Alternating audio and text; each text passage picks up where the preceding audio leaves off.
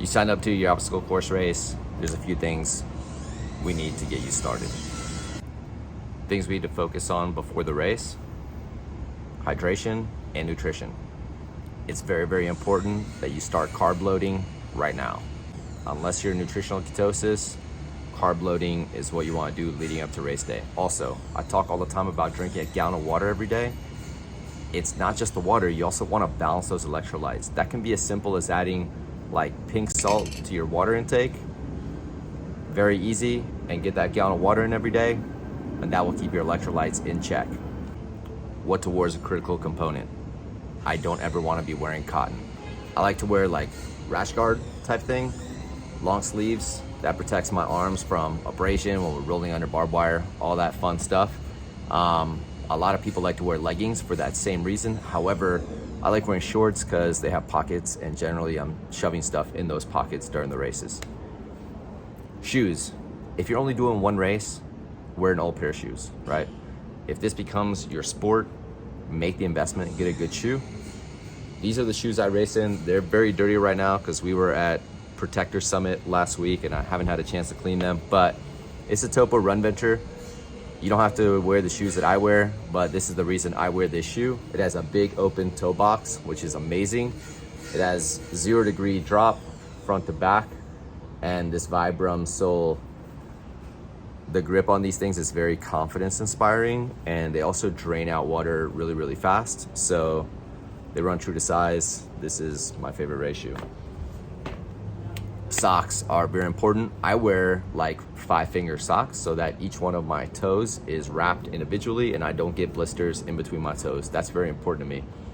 If that's not your thing, all good, but you don't want to be wearing cotton socks. Your feet could get wet very early in the race. You want to make sure your shoes are draining well, and you want to make sure that your socks are not retaining all that water, especially because talking about weather specific races, if it's really cold out, that cotton can kill you. As soon as you get wet, it's only going to do damage. And if it's really hot out, airplanes. If it's really hot out, you don't want to wear cotton. You want to wear something that will wick away sweat and make you feel better, right, while you're out there. You don't want to make it any harder than it already is. When we're thinking about what to wear, I want you to also consider areas of your body that might chafe.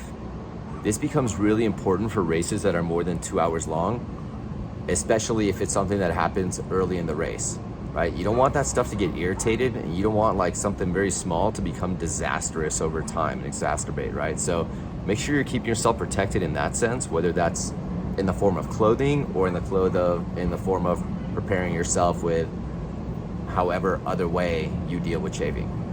So we're gonna eat well, we're gonna hydrate, we're not gonna wear cotton, we're gonna possibly wear a race specific shoe. Okay, next. When we get into the venue, it is very, very important we get there earlier than what we are probably expecting. It could take you an hour to get through parking. So I always want to think that I want to be at registration an hour before my start time, and I want to be like getting to that parking lot at least half an hour before I'm planning to get to registration, just to give myself ample time, right? Once I get through registration, I check my bag usually, make sure that I'm not walking around with a wallet and all that stuff on me. And after checking the bag, I then make my way to finding my crew, and then we warm up. Warm up is very important, especially if you don't move and groove every single day and you're like a weekend warrior. You don't want to go out there stiff, because that's how you pull something and hurt something, right?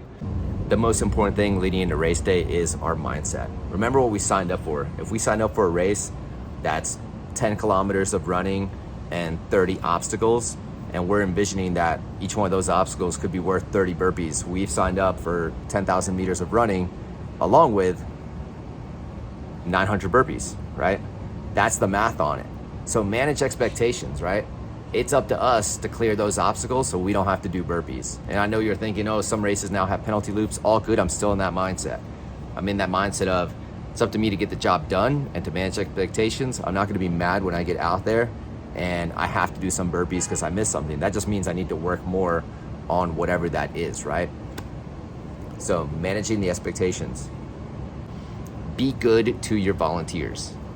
These people are not getting paid some of them volunteer. They don't even get the free race. They're not even people who race. They're just out there to give something back to the community so you can be out there having a good time. So be mindful of those people, be respectful of those people. Here are some definite don'ts on race day. Do not try new nutrition shit. Do not try some electrolytes you've never tried before. Do not test out your brand new pair of shoes. Those three things can be catastrophic. You want to know that whatever you're consuming on race day, you have already tested. You want to know that whatever you're hydrating with, you have already dealt with. And you want to know that the shoes you're going to wear are not going to give you blisters. And you're not going to want to find that out during the race. So that's a very, very important don't do's to the racing.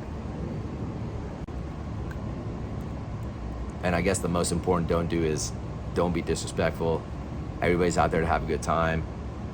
Most people are not out there to race. Remember, like that, those competitive waves make up just the first 2 hours of the morning. The whole rest of the day is people that are just out there to get 1% better, to have fun, to be a part of that camaraderie, that team, that tribe, those Metal Monday people, right? So go out there, be in that mindset, have a good time, smile a lot, smile when it hurts really bad, and I'll see you guys out on the course.